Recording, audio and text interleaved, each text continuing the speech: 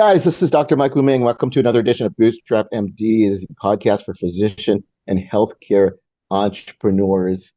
When I was in residency, which is many, many moons ago, I was taught that there was a certain way a doctor should practice medicine. And I learned this from my own dad, who was a pediatrician.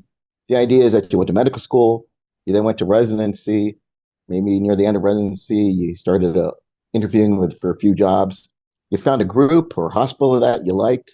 You joined up with them. They gave you a contract, and you worked for them for the next 30 or 40 years of your life until you eventually retired.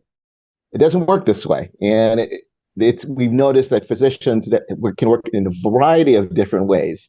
And I think a lot of it has occurred since COVID, but even prior to COVID, we have physicians working non-clinical careers, physicians who do locums work, doctors who not have one job but might have multiple part-time jobs that may require clinical care, administration, research, uh, you name it. And then there's this new way that you can practice medicine, and it's what these two gentlemen that I'm being interviewed are referring to as virtual medicine. They are the founders of the All in Remote, or also known as AIR Physician Academy, who helps doctors get into this field. They just launched last year with some amazing results that they're happy to share with today. So I'd like to introduce to the program Dr. Takashi Nakamura and Dr. Sunir Chandir.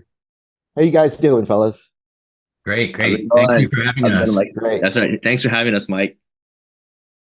great. Well, um, a little bit of inside baseball here is I worked with you guys for probably in the last year or so as a coach and as a business, and may have had some contribution to actually getting Air Academy started. So I'm going to pat myself on the shoulder here. But first, let's talk about what you guys do. What is Air Academy? What is it all about? Well, first of all, you had more than just some contribution. You gave us the idea. You heard what we did, and you said, you know what, you should teach other people. But so obviously, we're super thankful for your guidance and your coaching. Um, uh, what AIR does is we're an educational program that shows physicians who want to transition into virtual medicine how to develop multiple income streams in the field by showing them what opportunities exist, sharing the resources we have and the network we have. Wonderful. So I want to get into Air Academy, what's all about. Some may know you as a telemedicine platform, but it is really a lot more than that. And we'd like to get into that. So I'll start with you, Takashi. Maybe just talk about your background, and then we'll switch it over to Sunir and maybe how you guys met and then decided to launch this thing. Yeah. So we're both emergency physicians by specialty, right? And a few years ago, we wanted to just do telemedicine as a side gig, and both of us started a few years ago. But for me, I just wanted just a complete side gig, right? Just wanted to maybe shave off a few shifts a month, right, in the ER. So I got licensed in a handful of states, and I started doing telemedicine, just a traditional synchronous, two-way audio video communication in that sense, and just doing urgent care. So that's how it really started. And then so that just led to doing a little bit more, a little bit more. Next thing I'm nationally licensed in 50 states and DC, and then just started really going at it with all things virtual health. So Sunir, tell us about your background and how you got launched into this career. So I am an emergency medicine physician. I started working during COVID. I started dabbling in telemedicine during COVID because I needed to make money. I found out that I really loved it. I love the access it provides to the patients. I love how innovative the care delivery models are from different companies. And as got more into it, I wound up expanding more licensure. I got to about 22 and started working at a company where Takashi was working. And I tell people that Takashi and I met very similar to the way my wife and I met. We started texting each other, and then we started calling each other, and then I flew out to meet him, and then we became besties and started this program together. Right. So And what we was do we yeah, do yeah, it go ahead. differently, right? We we actually have a community of people. I think in that sense, we do it differently from those who do telemedicine, who are just kind of in a corner by themselves. I think over the past few years, we just built communities of people, and that's kind of how I met Senior too. We just like, looked out to see like-minded physicians in this space. Yeah. Yeah, so let's just kind of talk about that because there is this kind of, maybe for lack of a better term, stigma on telemedicine, or at least it's the way that you guys practice telemedicine is a lot different than I believe most doctors, or at least perceive the way telemedicine is done. For example, personally, I got involved in telemedicine like 10 years ago, worked for a company. They helped pay or pretty much paid for states. I maybe got licensed in about 8 or 10 states. And then when they got started, it was just like, okay, we'll pay you by the hour. And then they quickly realized that because they were a startup company, they weren't having a lot of patients. And then they said, we're going to pay you by the patient there. And there could be times where you're like sitting there for like 6 to 8 hours and you're just sitting there and watching Netflix, which isn't bad, but you're also not getting paid a lot of money just doing this, and your hourly rate is kind of small. So is that how you guys kind of connected, because you were kind of sharing knowledge about this, or maybe what exactly was the connection that led to this, I guess, relationship? um, Well, actually, so when you dive into telemedicine, there are times when you're going to need to obtain new clinical knowledge. We're emergency medicine physicians, and we were working for a women's health company. So I was sitting in there learning their protocols, on up to date, learning new medicine that I didn't use in my career. Takashi had been at that company for a couple of years before I showed up. And he just reached out a helping hand. He said, I know you're an emergency medicine doc. I know you're going to have some trouble. Let me know if you need any help. That's when we started texting. Hey, how do I do this? In this situation, how do I take care of this patient? And he just helped kind of grow my clinical knowledge. That's how we kind of met. It's more about the community, having a collaboration or someone who's open to helping other people along. It was really helpful for my career. Yeah, and we started talking about real estate. We started talking about other contracts that we were doing and how that meshed with what we were doing like on a daily basis, right? So, hey, what other are you doing? Men's health? Are you doing chronic care? Are you doing urgent care? So we started talking about those types of things and how we were stacking them to make them efficient for our working hours, right? So when we started talking about, we realized, hey, we're pretty like-minded. We're trying to make the most out of telehealth. And so it's the way I've been practicing. And so Senior was kind of learning about that too. So we started collaborating in that sense as well. And I think one of the biggest things is the realization that you can work for multiple companies in addition to obviously working in different states. Usually when a telemedicine company approaches you, or you look into it, it's like, we'll help you get licensed for the states, but because of that, we kind of own you. So the even thought about working for different companies is kind of foreign to them. Is that what you kind of saw and realized that there's a different way to practice this virtual type of medicine? Yeah, I mean, I think our goal in general is to try to shift over to the right side of the cash flow quadrant for those people who are familiar with the Robert Kiyosaki book. And but what we try to do is obtain multiple contracts in a 1099 fashion and not ever sign a non-compete. I think that's a mistake for any physician to sign anywhere. There's no job worth it to sign a non-compete.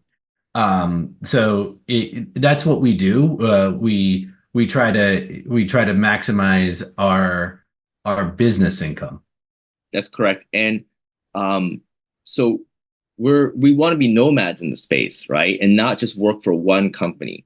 And so we felt that we can help so many more patients out, so many more companies out with that business mindset of, now I'm a contractor, right? So what can I do that fits within my own office hours, and not the other way around? Like, how can I work for that, employer as an employee, right? So there's many ways to do telemedicine or virtual medicine, as we call it, more in a broader sense.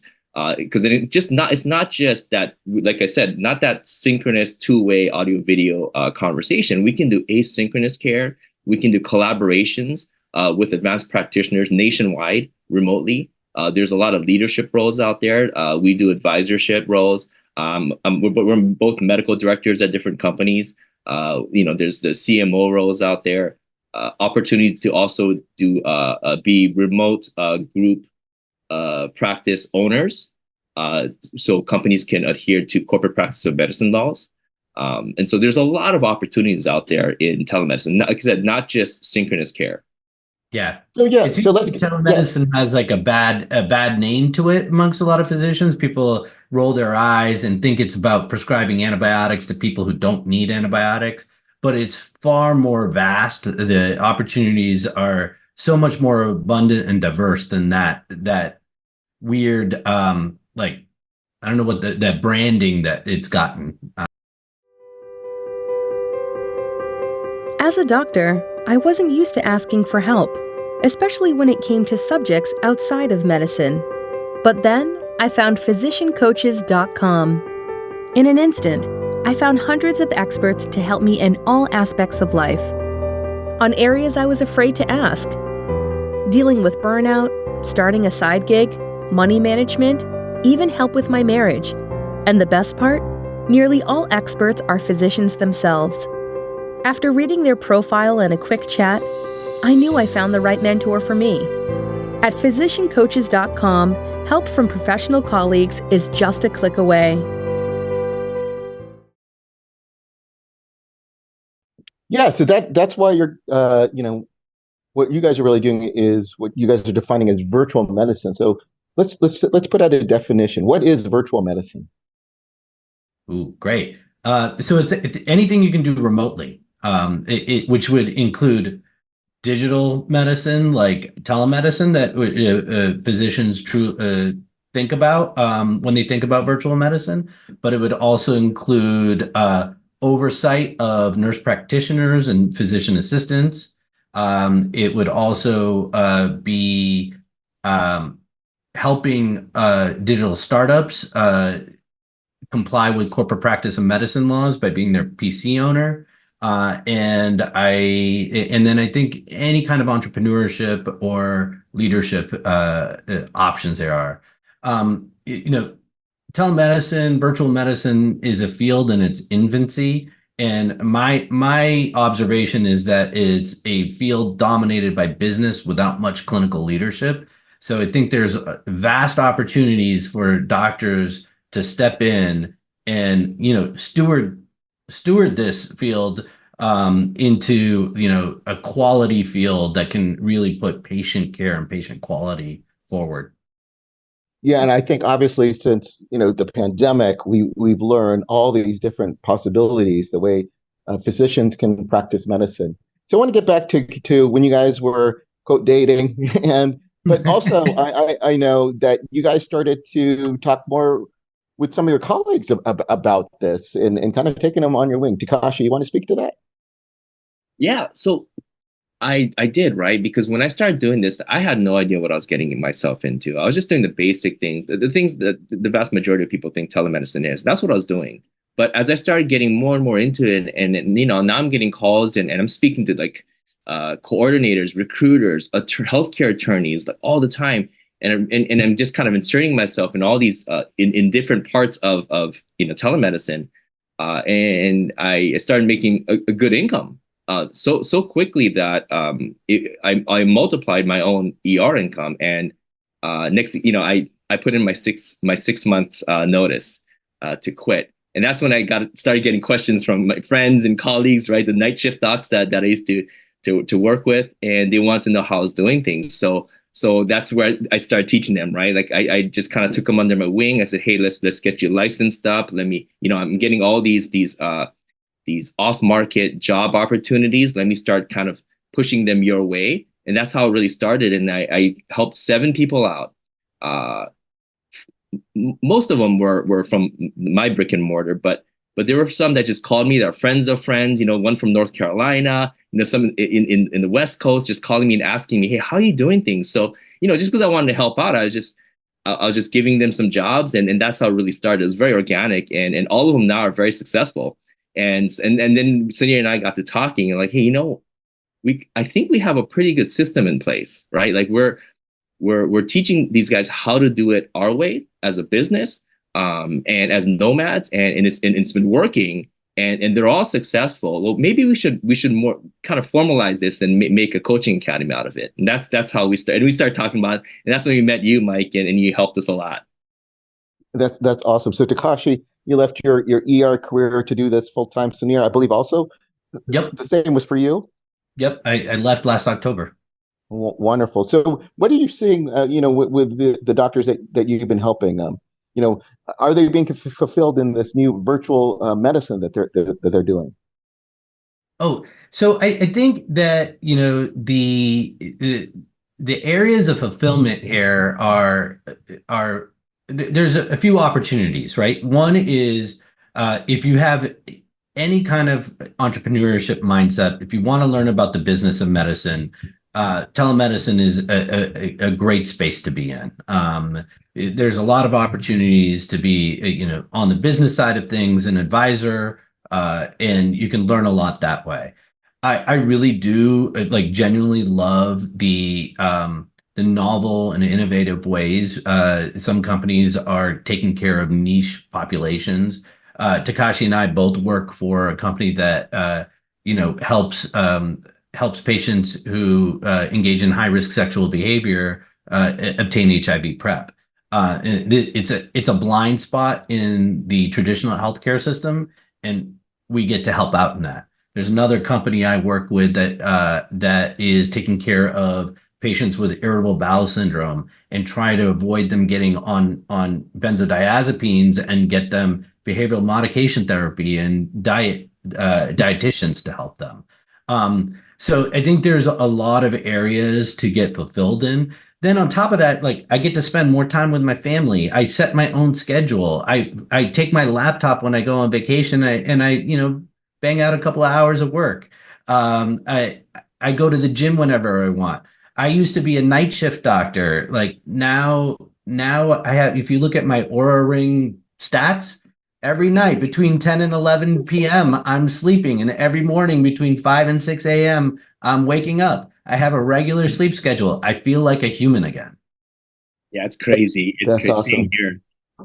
We work on our own time, like when we want to work, and when we don't, we just keep our laptops closed, right? I get to take my kids to school every single day. I get to go to every single kid event, whether it's at school, after school, weekend, baseball, singing, performances, and I get to sleep with kids every single night. And I work whenever my kids aren't around, or my wife doesn't want to hang out or whatever it is. Then that's when I work. So it's been so good. I would never have even imagined a life like this. Yeah, I spent some time with you guys at a recent conference, and we were there, and I think Sunir, like you, just say, "Hey, I gotta go for a couple hours, kind of, bang up some some asynchronous work here, and I'll be right back." And he came back, during the session. It's like, that was amazing. It kind of reminds me of, the band, the Beatles, when John Lennon said he wanted to get a swimming pool built. He went in and he wrote a song, on his spare time. So that's incredible. So you guys got together. You started to realize that a lot of doctors were benefiting from the knowledge that you're sharing, and then it was decided to hey, let's create a formal company, and that's how AIR, All in Remote Physician Academy, was born. You worked with your first group, I believe started 6 months to 9 months ago. So tell us about what is the All in Remote Physician Academy, and why should a physician be interested in this program? You want to take this, Takashi? You want me to take it? No, yeah, sure. So, our program is pretty unique, right? We provide lifelong resources and opportunities for our physician members. So the educational part 6 months, but it's not just a 6-month coaching academy, right? It's an immersive program. We combine nonstop education, both formally and informally. We provide networking and also job assistance. So what we do is we provide support with licensure, right? So people getting licensed, multi-licensed. We recommend national licensure so you can leverage everything. We also provide the unique off-market job opportunities out there. Personalized coaching catered to members' specific needs, and we do that until their objective goals are met. So it's very catered to that specific physician member. Additionally, our program fosters a long-term community of like-minded physicians, similar to what we had when we started. And we facilitate collaboration and networking pretty much for the rest of their career. So it's this lifelong community that you get to be a part of. Sunir, you want to add on to that? Yeah, I think the other thing that we do is, we're all nationally licensed. Everyone who joins our program is committed to getting their license in 50 states and DC. And with that, there is increased risk. And I don't say that to scare you. I say that to make sure that everyone knows what they're getting into and make sure that they're educated about it. If you think about it, 51 different licenses, that's 51 different jurisdictions you're dealing with in terms of your CME compliance, the telemedicine compliance, and it becomes kind of complex and hard to deal with.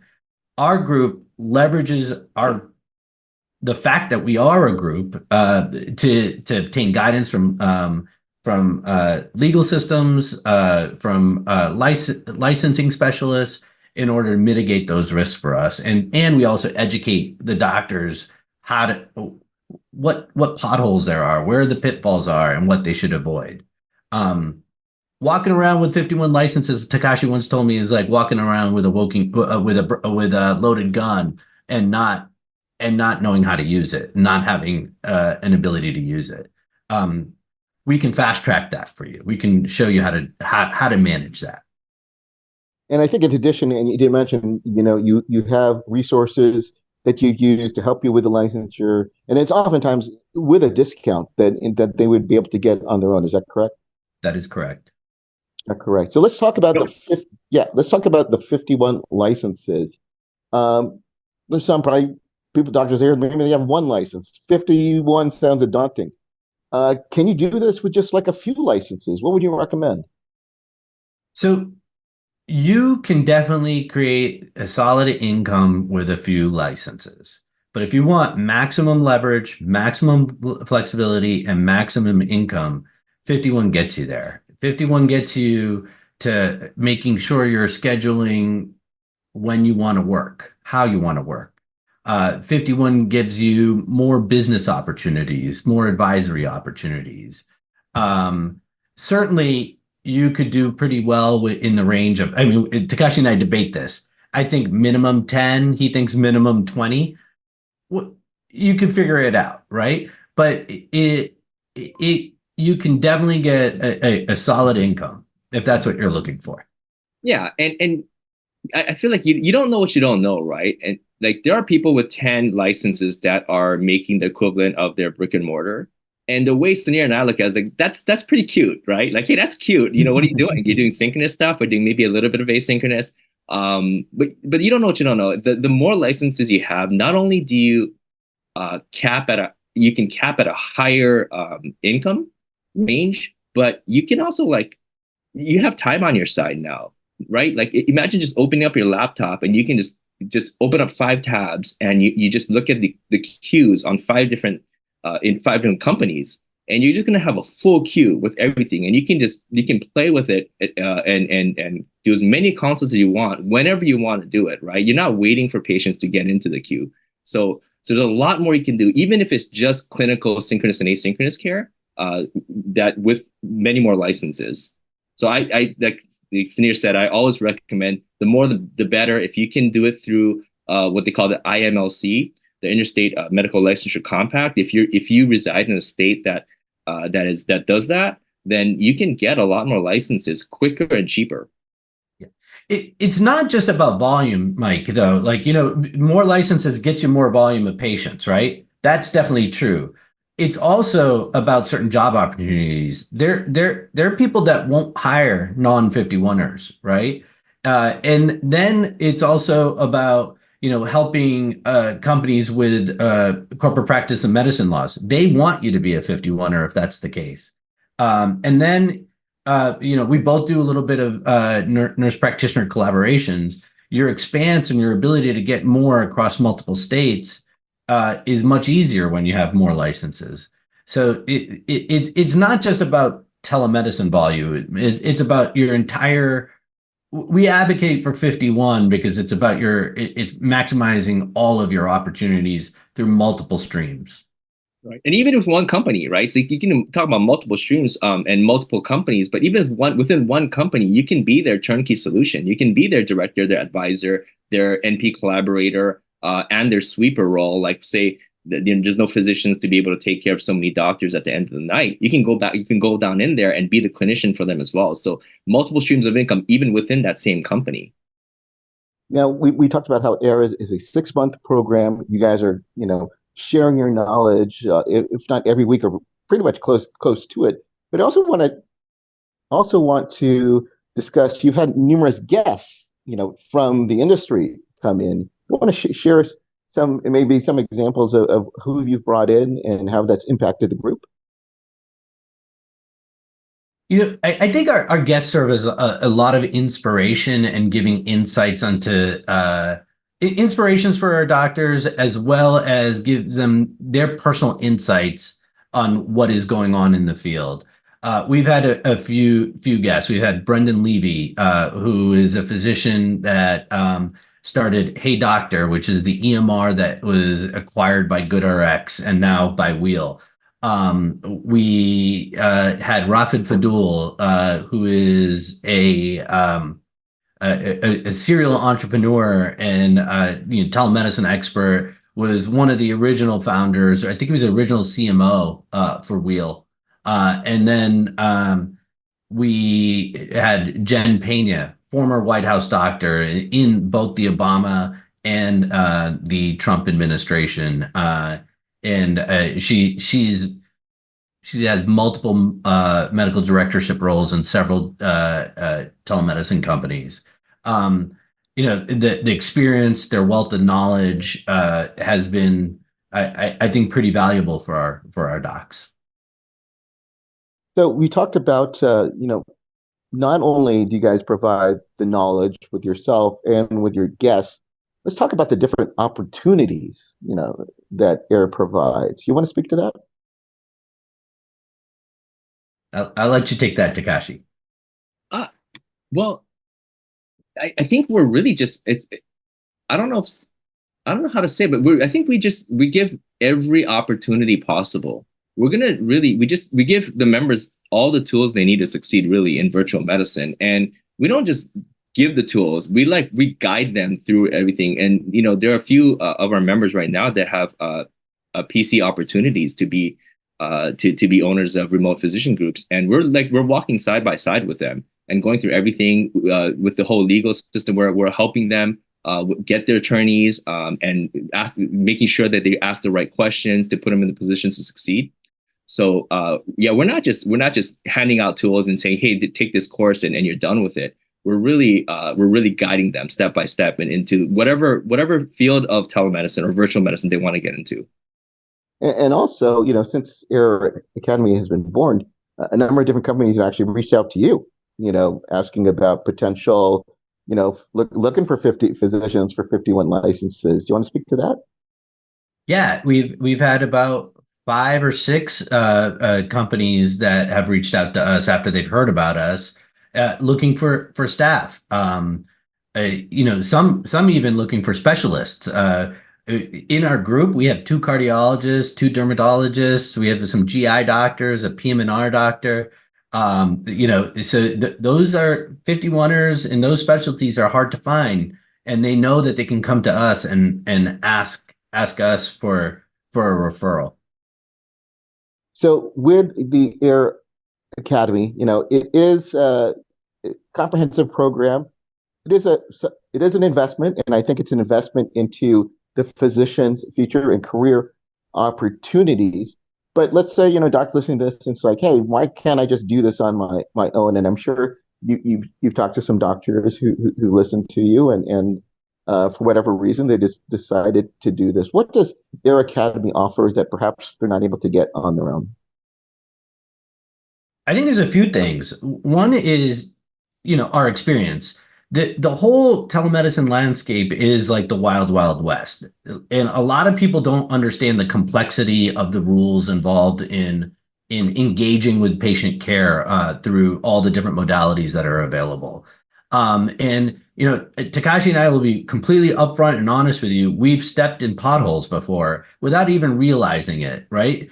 We've been lucky. We've been lucky so far, but there's a lot of areas where most people who get into trouble, they don't know what they didn't know. And when we stepped into those pitfalls before, we just didn't know that. We're good people. We just didn't understand that.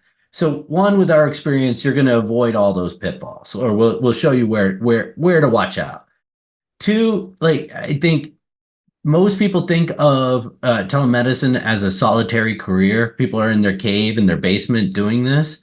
And we provide a community that's very collaborative. People help each other out. One person starts on a new platform and another person's already been on there. They get together. We get to be friends. We get to be colleagues. So we provide a community.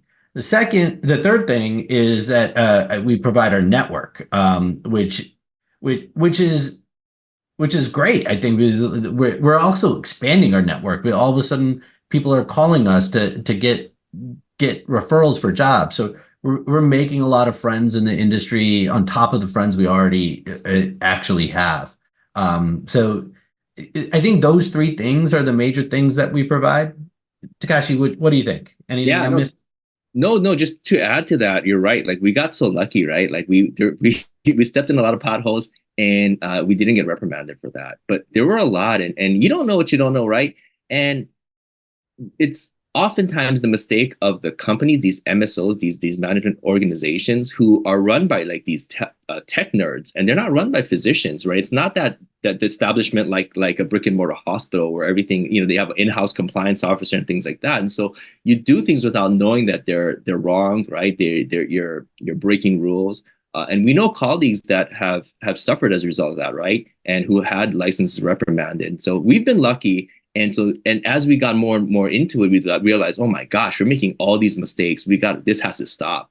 And so, it also creates an opportunity for physicians to just pull in, and with this community, for example, we paid for, with the community, with this membership, we were able to pay for a 50-state survey, a compliance survey, to see what states can do asynchronous care versus what cannot, and why, right? All the nuances there. Now, if a company were to do that, it costs between $50,000 to $70,000. And some really big companies, yeah, they can do it every quarter. But us physicians, we cannot do anything like that. That's crazy. Nobody would spend that kind of money, right? So what we're able to do as a community with the membership funds is to pay for that once every 6 months. We're trying. I mean, if we can do it once every quarter, we will. But we're right now we're planning to do it once every 6 months, so everyone's on the same page. The physicians know what they're getting themselves into, and they know where they can practice certain types of medicine and where they can't.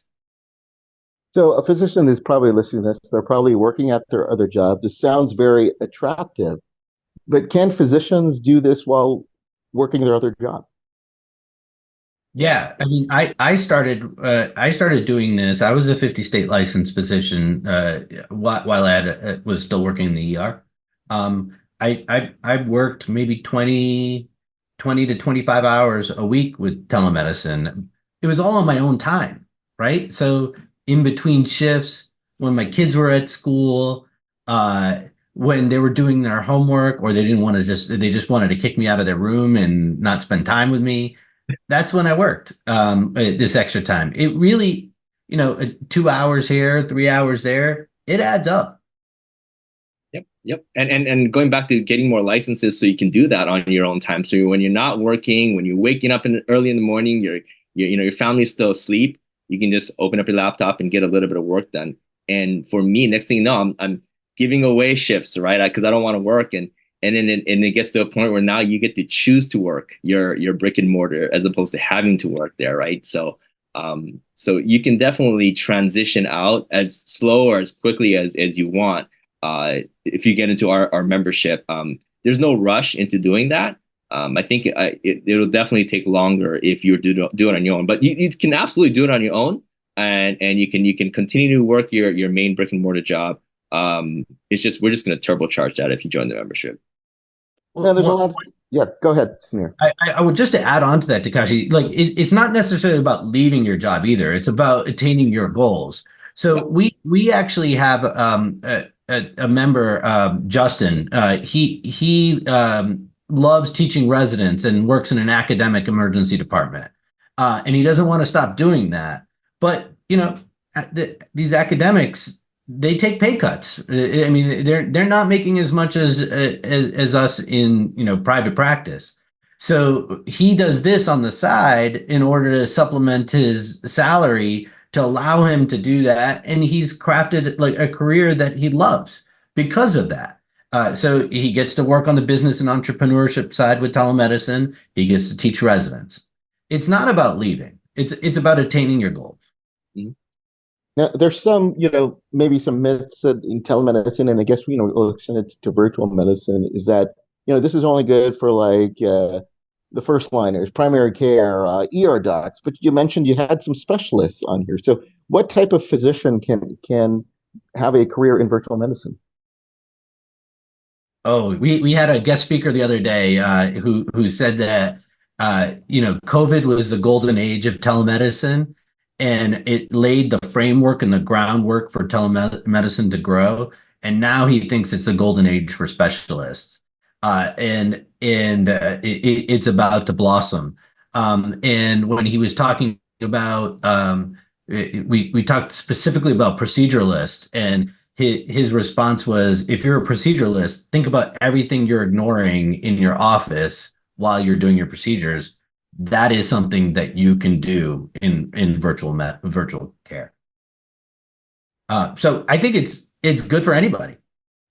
Mostly, I think it's good for people who are self-starters, who are organized, and who, if they're not, they understand that they need to get help, and who are not afraid of learning new things, new clinical things, I should say. So let's talk about your program. We recently you just we will soon be completing that first cohort of it, and at the time of listening, I know we're either just launching or about to close your second cohort. Let's talk about some of the stories or success stories from your first group. Like we said, it is an investment. It's investment in your future. Let's talk about ROI, the return on investment.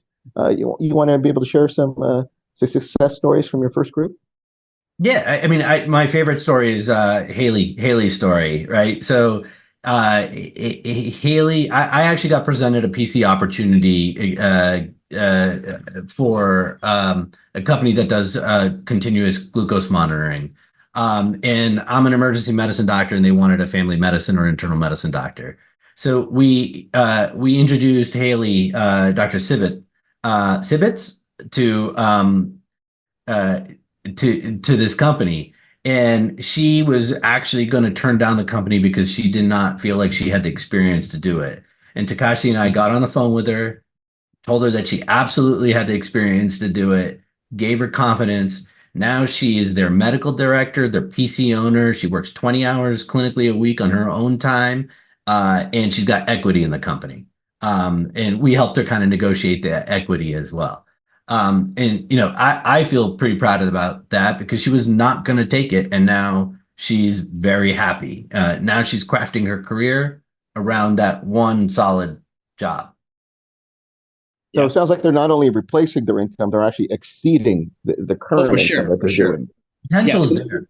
In the fifth month, well, I have some stories, right? Like there's a handful of good stories.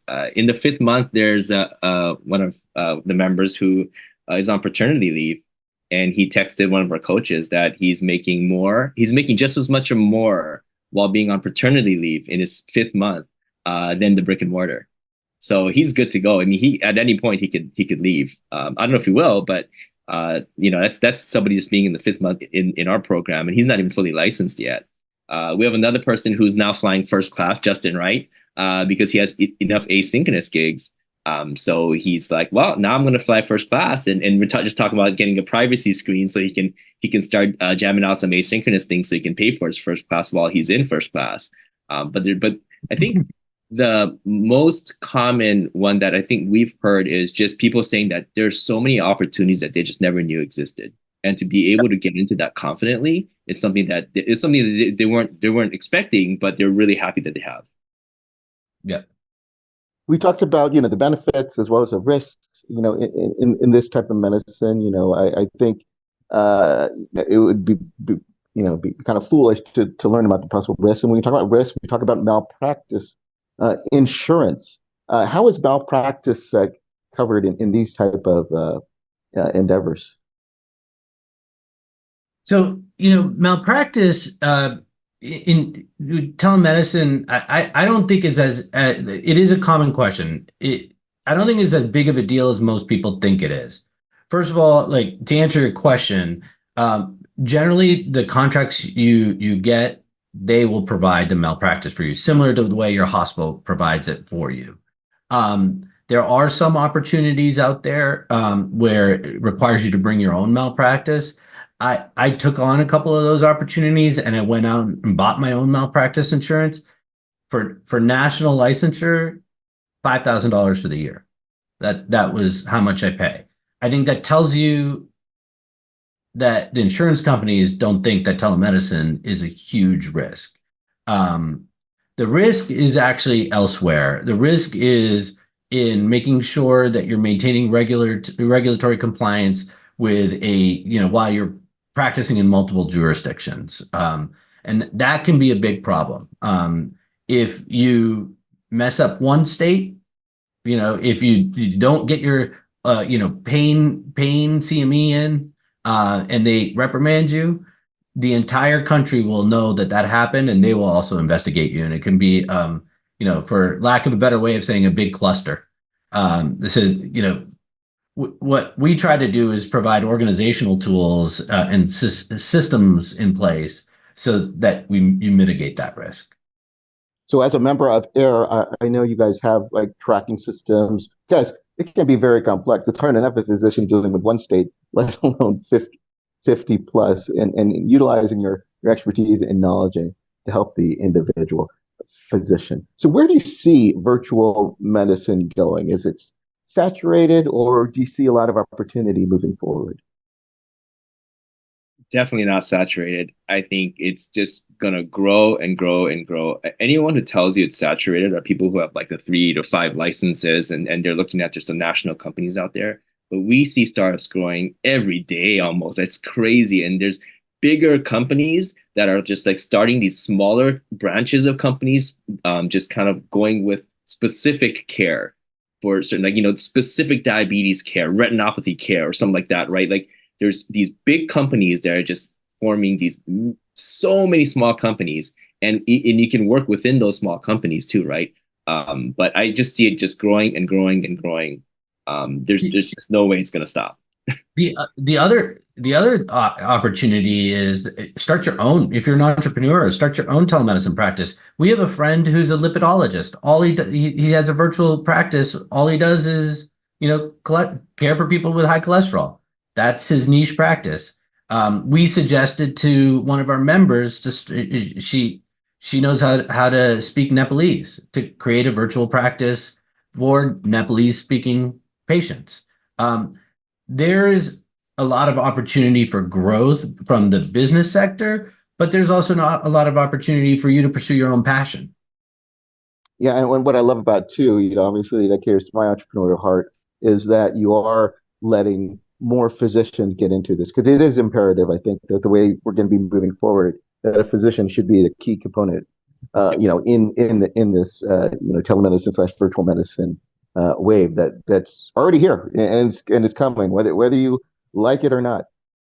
Honestly, Mike, that's the reason why Takashi and I wanted to do this, because most physicians enter this space and they're on their own, and there's no way that we can leverage our group of physicians against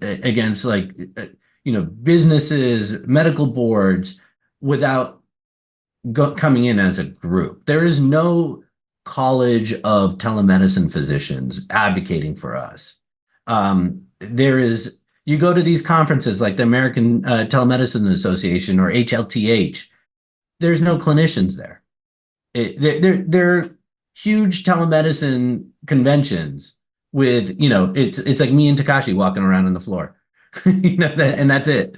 In fact, they asked us to raise our hands. How many physicians are in the room? And it was just like just a handful of us that raised our hand. We're like, oh my gosh, this is a telehealth convention, right? And there's like 3 physicians here. It's crazy.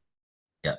So that is part of our mission here, is to increase our numbers in a community that can then go out and advocate for ourselves. Yeah. But even as clinicians, right? Like just the different mindset of having just knowing that you're not just stuck with one employer, right? We really don't have a boss. Even though we're working as clinicians and all these other and in positions within telehealth, we don't really have a boss, right? We're working independent contracts for the most part.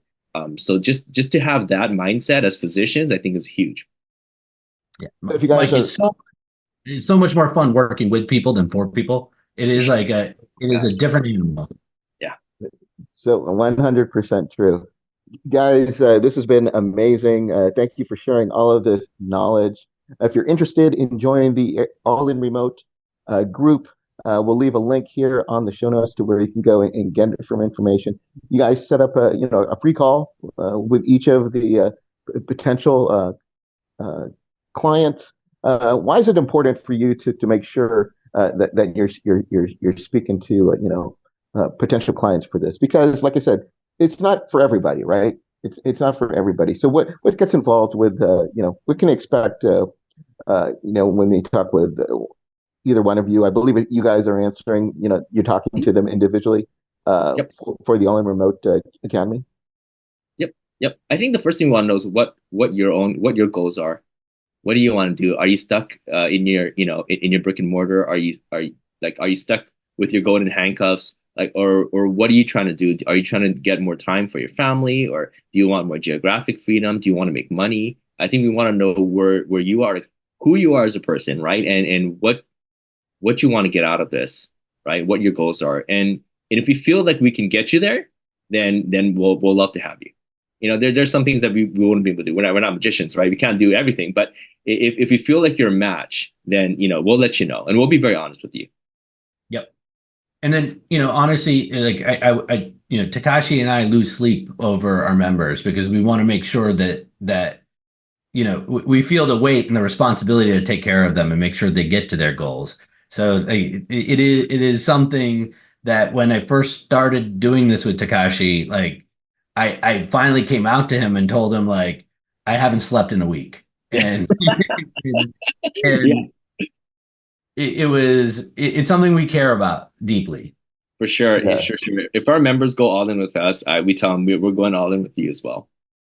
Yeah, and I can certainly attest to that. The living care that you're putting in, into the business has been truly amazing, and continued more success to the Air Academy and to you guys, to what you guys have put in, because I know a lot of work, Bliss Winters gone into this. So again, this has been tremendous. Thank you for your time. Any last minute thoughts before we end the interview today? No, I mean, just thank you, Mike. You've been, you inspired this whole thing. So, we definitely appreciate you. Yeah, you definitely you helped us so much from the beginning to now, right? So thanks so much for making it more fulfilling for us. This is super fulfilling for us to be able to do this for other of our colleagues. Well, it's been my pleasure. Again, continued success with the Air Academy. If you guys are interested in potentially joining, if it's lucky enough to be open, we'll leave a link where you can go and register for a free call to see if it's right for you. And guys, we talked about there's lots of different ways that you can practice medicine, lots of different ways that you can make money, whether it's being your own business, whether it be working for lots of different companies. We have opportunities, we have different choices, but it's not just about researching it and reading it. It's allowing you the opportunity to accept these potential opportunities, do everything each day that keeps you closer to your goals and keep moving forward.